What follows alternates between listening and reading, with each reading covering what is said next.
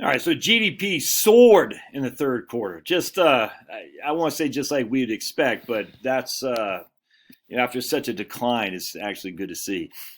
We were confident. When I say we, Westbury and others saying, look, after the first quarter was down, the second quarter is destroyed. But beginning the middle of June in the second quarter, you could see a huge comeback for GDP. And then we got the numbers right now. All right, nothing normal, but this is, again, Brian Westbury over First Trust. ftportfolios.com. Nothing normal about the 2020 recession. Massive shutdowns of non-essential businesses caused real GDP to drop 31.4% on an annualized base in the second quarter, the biggest drop since the 30s. However, as we expected, a V-shaped recovery is being traced out.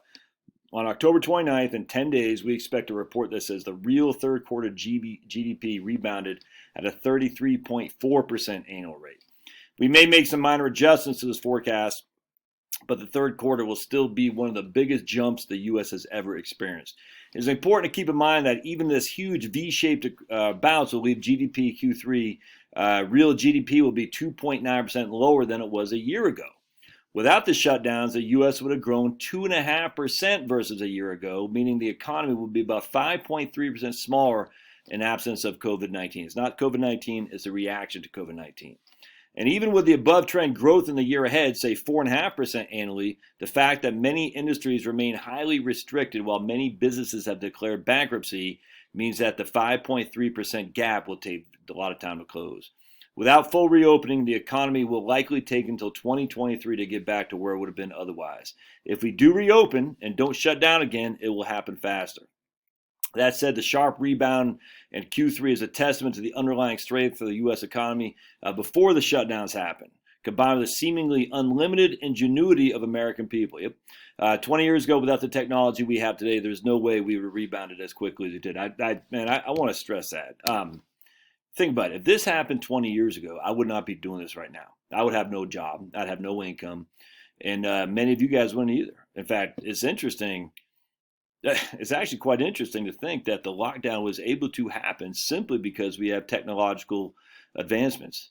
It's amazing. I never thought about it just right now. Why did we never do lockdowns like this before? Because we couldn't, man. Now I hate to say now we can because, again, you have this divide in the economy. You got the technocrats and the folks who work in the technocracy. Is that right word? Technocracy? Me. And then you have the real laborers, the people who actually dig ditches, bang nails and stuff like that. Which essential? It's funny. They're not essential, but other people are. In fact, it's interesting. The essential ones, the people who work in tech, essentially. The whole thing's nuts, man. But that's why we can do this now because we have the technology. It's a mixed bag, but I mean, at the end of the day, in this regard, because they locked down, thank goodness we do have it. Moreover, the U.S. entered this government-mandated recession with the highest incomes and lowest poverty rates ever recorded. The highest incomes and lowest poverty rates. So they talk about how they calculate their GDP. Add it all up, we get 33.4% annualized real GDP growth for the third quarter. We look for more growth in the quarters ahead, but nothing anywhere close to this pace. Yeah, I agree.